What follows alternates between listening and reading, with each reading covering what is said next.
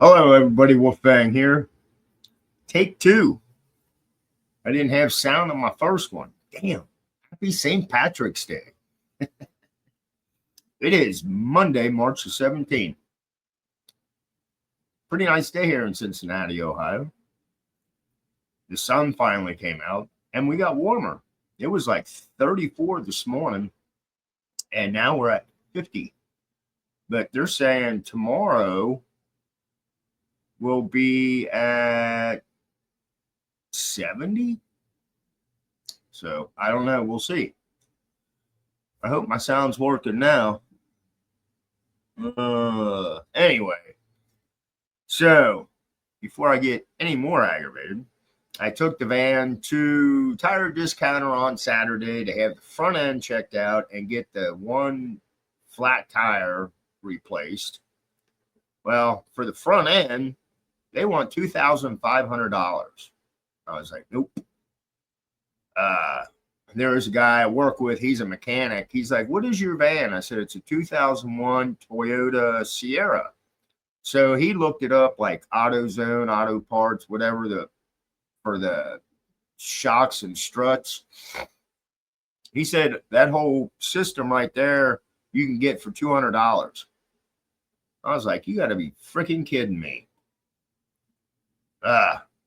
So I will have to shop around.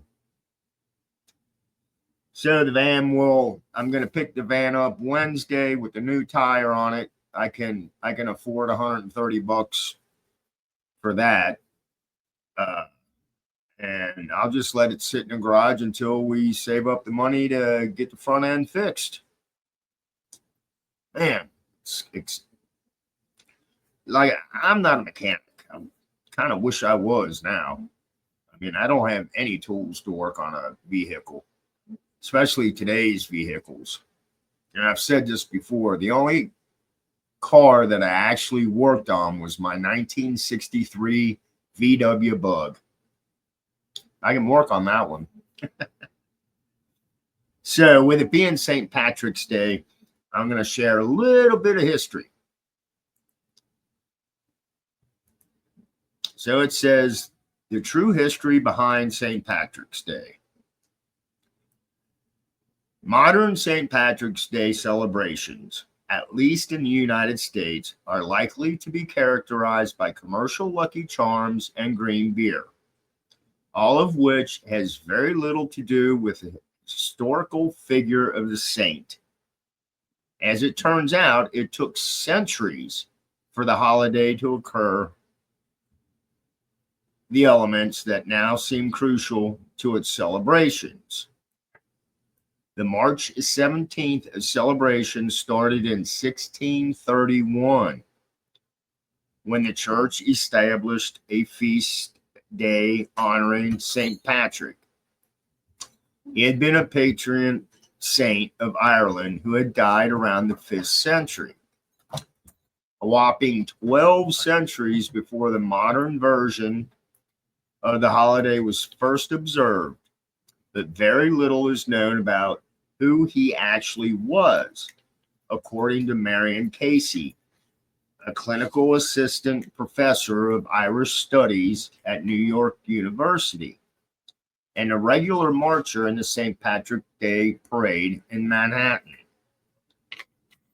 We know that he was a Roman citizen because Britain was Roman then. And then he was enslaved and taken to Ireland, where he either escaped or was released, Casey says. And then he became a priest and went back to Ireland, where he had a lot of luck converting the Druid culture into Christians.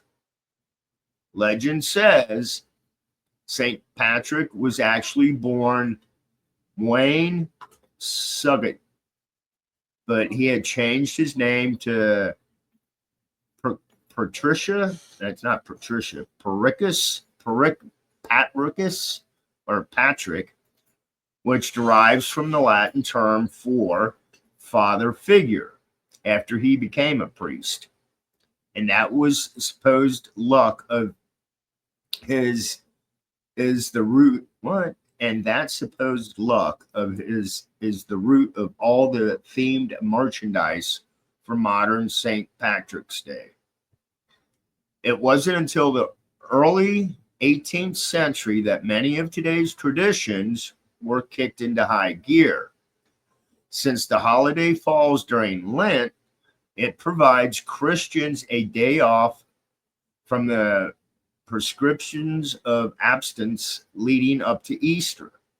And around the 1720s, the church found it got kind of out of control, Casey says.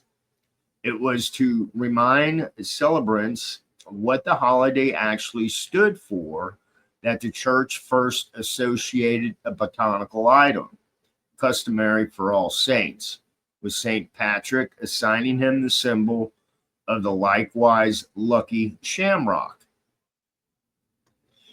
Modern day celebrations and themes continued to take shape during the rest of the 1700s.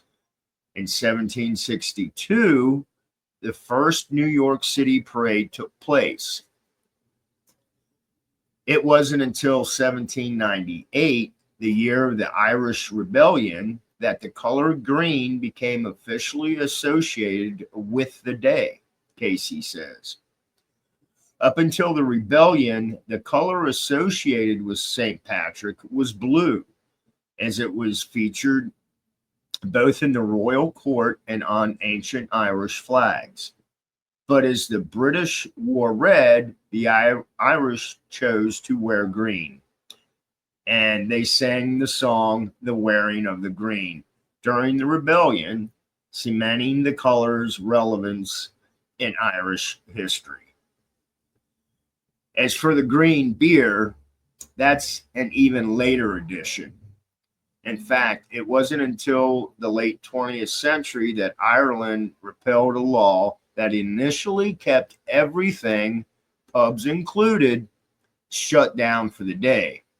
Since then, thanks to a marketing push from Budweiser in the 1980s, downing beer has become a common way to celebrate, regardless of how closely it's tied to the actual meaning of St. Patrick himself. So there's a little bit of history about St. Patrick. And I've heard some other stuff too.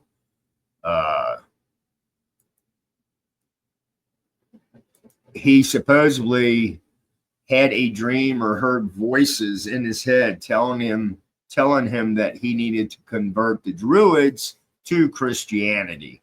And apparently he was able to do so.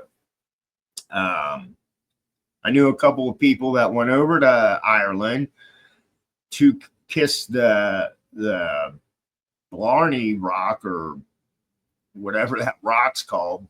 But can you imagine waiting in line to kiss a rock that everybody else is kissing too, just for luck? You might get sick.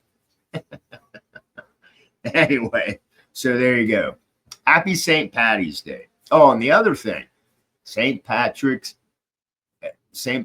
did not get rid of all the snakes in Ireland. Apparently, with Ireland being an island, at that time back then, there weren't any snakes there. It's all a myth. So, but if you want to believe he did, that's, go ahead. That's your choice. I hope everybody has a great Monday. And if you're celebrating St. Patrick's Day, be safe. If you're drinking, don't drive. And don't drink green beer. I'm just saying. So this is Wolfang. Have a great Monday evening. Blessed be, stay safe. And I'll bullshit with y'all later. Bye.